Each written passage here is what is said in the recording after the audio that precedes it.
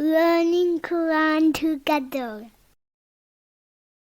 بسم اللہ الحمدللہ والصلاۃ والسلام علی رسول اللہ۔ سورہ المعارج یہ مکی صورت ہے، اس میں 2 رکوع اور 44 آیات ہیں۔ بسم اللہ الرحمن الرحیم۔ سأل سائل، سوال کیا سوال کرنے والے نے، بعذاب واقع ہونے والے عذاب کا، یعنی طلب کرنے والے نے جلد نازل ہونے والے عذاب کی خواہش کی ہے۔ عذاب الہی کا مطالبہ کرنے کی وجہ یہ تھی کہ وہ عذاب کو مشکل سمجھتے تھے اور اللہ تعالیٰ کو عذاب نازل کرنے سے عاجز سمجھتے تھے۔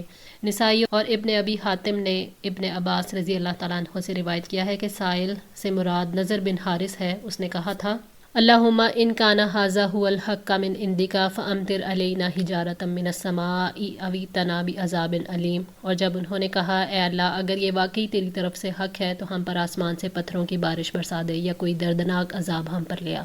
سورہ الانفال آیت 32۔ اللہ تعالیٰ کو عذاب نازل ہونے سے پہلے روک سکتا ہے کوئی، اور نہ نازل ہونے کے بعد اس کو الٹا سکتا ہے۔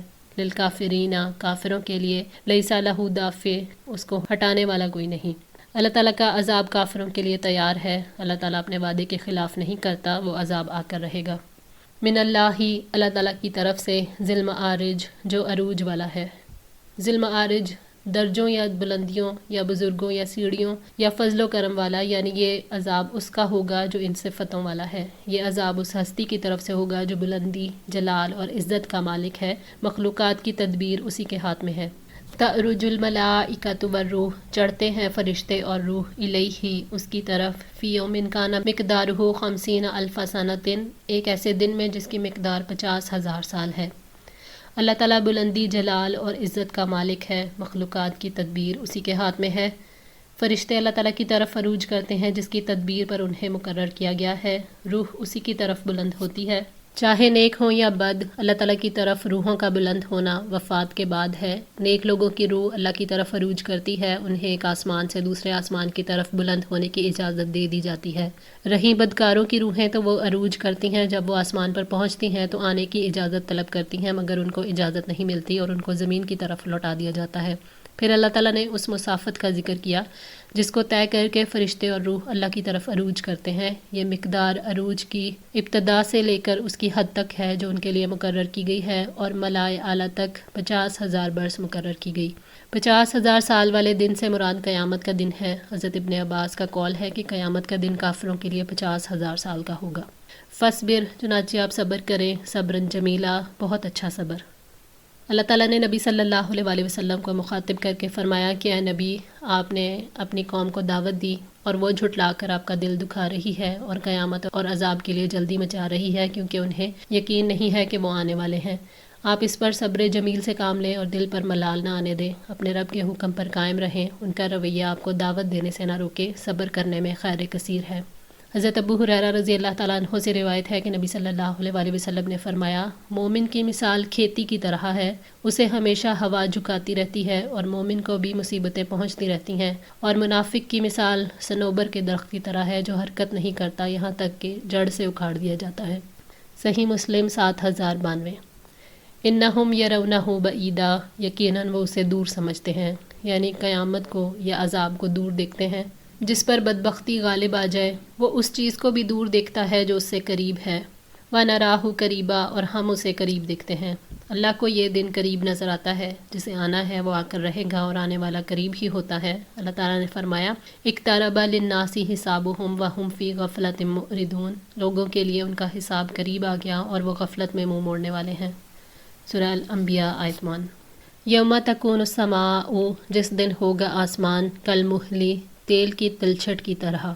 مہل کے معنی پگھلا ہوا تانبا بھی اور تیل کی تلچھٹ بھی، اور ان دونوں چیزوں کی رنگت سرخی مائل ہوتی ہے، یعنی آج تو ہمیں آسمان نیلا نظر آتا ہے، اس دن یہ اپنا رنگ بدلنا شروع کر دے گا، یہاں تک کہ نیلا ہونے کی بجائے سرخی مائل ہو جائے گا، آسمان پھٹ جانے کی وجہ سے پگھلے ہوئے تانبے کی طرح ہو جائے گا۔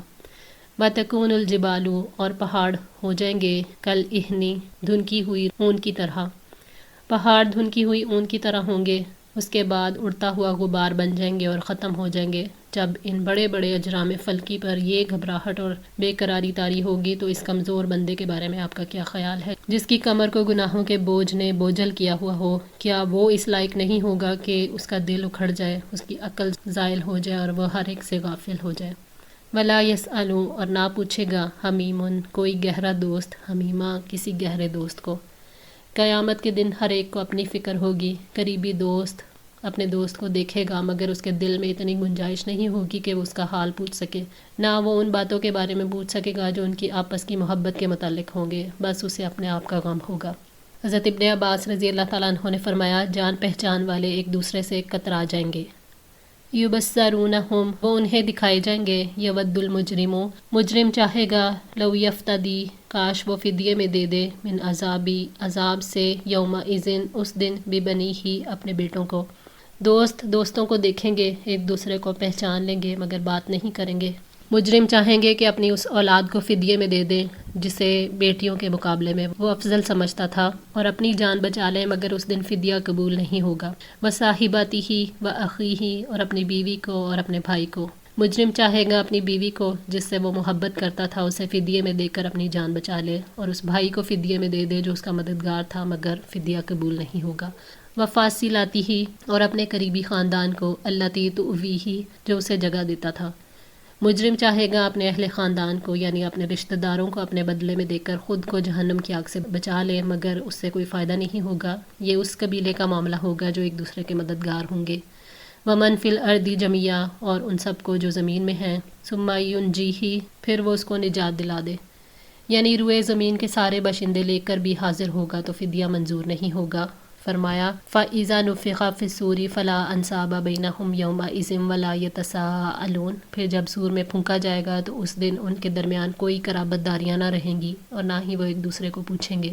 سورہ المؤمنون 101۔ کلا ہرگز نہیں، انہا لظیٰ یقیناً وہ شعلہ مارتی ہوئی آگ ہے، یعنی ہرگز نہیں، اب ان کے لیے کوئی بہانہ نہیں، نہ مدد کا موقع، اب تیرے رب کا فیصلہ واجب ہو چکا، رشتہ داروں اور دوستوں کا فائدہ بھی جا چکا، اب صرف وہ آگ ہوگی جس کے شعلے خوفناک اور بلند ہوں گے جو کھالوں کو جھلسا دے گی۔ نزاعتاً کھینچنے والی ہے، للشوا منہ کی کھال کو۔ شوا معنی جسم کے اطراف، ہاتھ پاؤں اور وہ اعضاء جن پر زخم لگنے سے موت واقع نہ ہو، یعنی جہنم کی آگ ان کی کھالوں کو کھینچ لے گی، کھالیں گل جائیں گی، جسم ننگے بے کھال ہو جائیں گے مگر یہ آگ مجرموں کی جان ختم نہیں کر سکے گی۔ تدعو وہ پکارے گی، من ادبرا اسے جس نے پیٹھ پھیری، وتولا اور منہ موڑا۔ دوزخ کی آگ ہر اس شخص کو اپنی طرف بلائے گی جس نے حق سے منہ موڑا اور اس سے کوئی غرض نہ رکھی۔ ایک روایت کے مطابق جہنم سے ایک گردن نکلے گی جو جہنم کے مستحق لوگوں کو یوں چن چن کر اٹھا لے گی جیسے کوئی پرندہ زمین سے پڑا ہوا دانہ اٹھا لیتا ہے۔ وجمع اور اس نے جمع کیا، فاوعا پھر اس نے سمیٹ کر رکھا، یعنی جس نے مال جمع کیا اور اسے بند کر کے رکھا، نہ اللہ کے حقوق کی پرواہ کی نہ انسانوں کے حقوق کی۔ حضرت اسماء بنت ابو بکر رضی اللہ تعالیٰ عنہ بیان کرتی ہیں کہ نبی صلی اللہ علیہ وآلہ وسلم نے فرمایا خرچ کرو اور گن گن کر نہ رکھو ورنہ اللہ بھی تمہیں گن کر دے گا، اور روک کر نہ رکھو ورنہ اللہ بھی تم سے روک لے گا۔